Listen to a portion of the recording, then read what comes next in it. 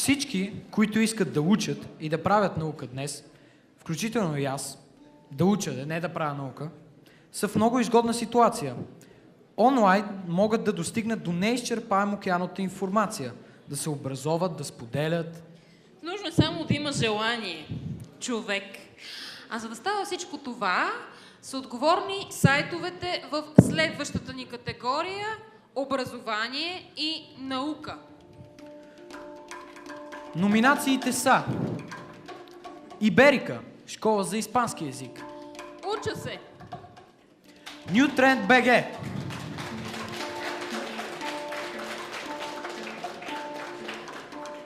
Наградата ще връчи госпожа Миглена Лечева от Еорит.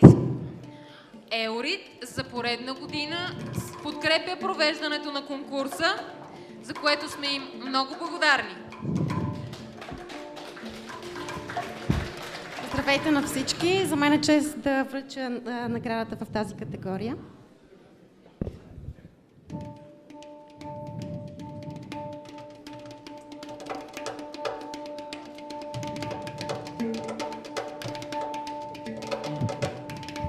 Победителят е Уча се! Браво!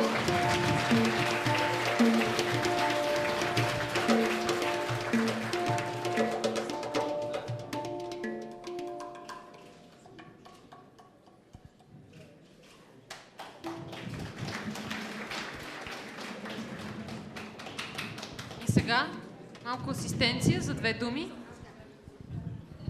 Благодаря ви много за наградата. Обещал съм на всички ученици в България, на техните родители, на учителите, че ще създадем една среда, в която не само да учат, но и да се кефят, като са там. И средата има голямо значение.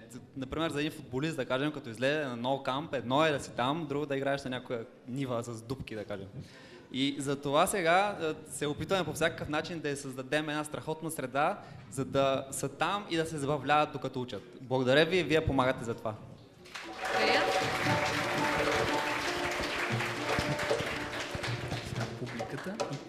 Сега и победителят на публиката. Докато чакаме, само ще вметнем, че всъщност какво беше? Че всъщност вие знаете, че домените Дотело ще са все по-атрактивни за бизнеса. И за това след това ще бъде връчена и специалната награда на Еорит. Да. Наградата на публиката печели програма Глобални библиотеки България. Честито!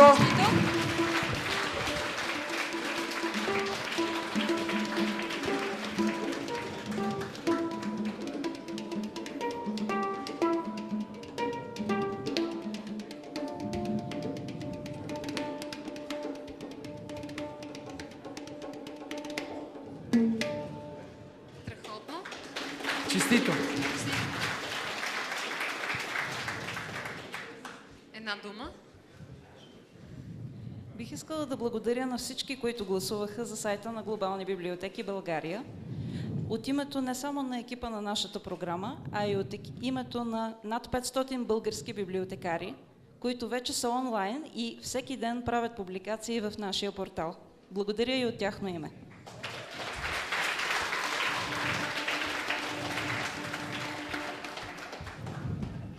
И сега за мен е чест да връча и нашата специална награда.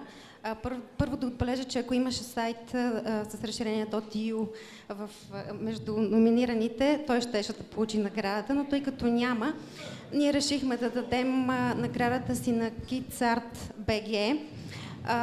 Насочихме се към този сайт, тъй като той е посветен да развива таланта у най-малките. И това е много важно за нас. Пожелаваме ви успех! Страхотно. Честито. Честито! Много късмет. Много късмет.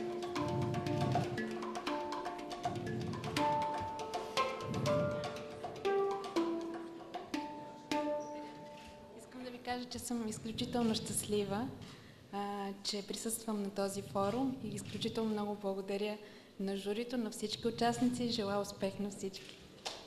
Благодаря. Приятна вечер и от мен! 26 са състезаващите се в следващата ни категория. Това е втората най-силно конкурираща се категория. Познайте каква е тя. Най-често хората къде се събират? В общности, за каузи или пък около някакви събития. Защото интернет дава свобода на общуването, където всеки може да намери своите сходни интереси. Така, следващата категория е... Кауза, събитие, общност. И номинираните проекти са Free Sofia Tour,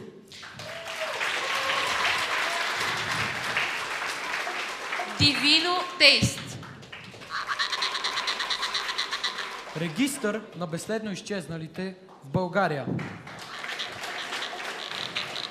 Наградите ще връчи госпожа Боряна Кирилова от Български дарителски форум. Здравейте. Благодаря. Здравейте. Миналата година нашата организация Български дарителски форум спечели в категорията НПО и публична администрация. Сайта ни тогава беше нов и много прекрасен, благодарение на Лукрат, на Ризън. Те са в залата, благодарим им от сърце.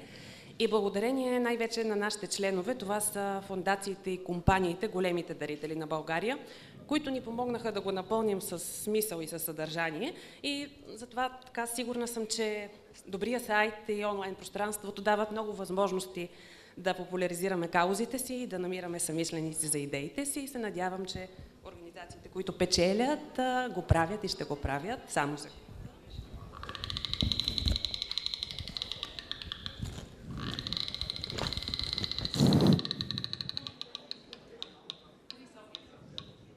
Първо място, награда на журито Free Sofia Tour.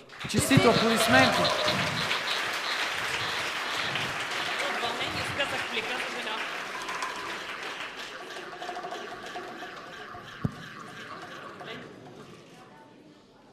И това малко сложно стана.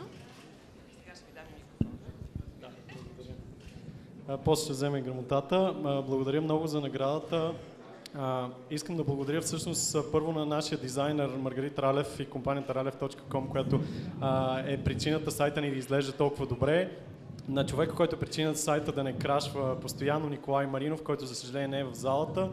И всъщност ние може би сме в най-сложната категория – кауза, събитие и общност. Free Sofia Tour е една кауза, за която може да работим заедно. Ние искаме да покажем, че България има какво да покаже на света, че България е едно страхотно място и наистина може да бъде туристическа дестинация. Ние сме събитие, защото безплатните туристически обиколки, които организираме всеки ден в София, Пловдив и Варна, са не просто туристически продукт, ами се превръщат в събитие. Над 20 000 чужденци вече са имали удоволствието да се включат в тях. И ние сме общност, защото сме страхотен екип. Тук в залата са Ники и Дани от Free Sofia Tour. Над 20 човека сме в София, в Пловдив сме 10 човека, в Варна 10. Работим по нови идеи, така че се надяваме до година да имаме нови сайтове, които да можем да ви представим. Благодарим още веднъж от името на целия екип.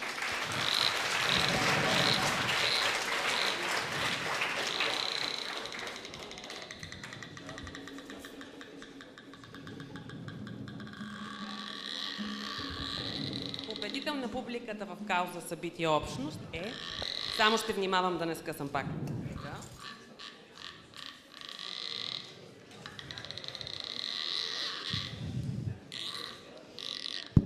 Първо място, успехите.com. Честито! Честито!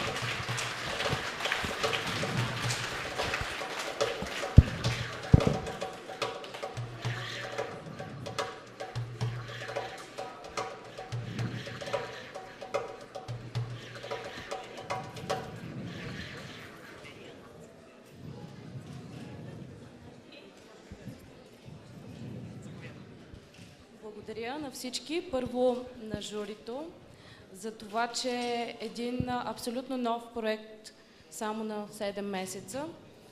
Има възможността да се покаже тук пред вас, пред пред най-компетентните в IT сектора. Благодаря на всички, които гласуваха за успехите, на нашите семейства и на нашите приятели. И искам да пожелая на всички много успехи. Здравейте! Днес говоря за втори път, много е приятно между другото и за трети бих говорил.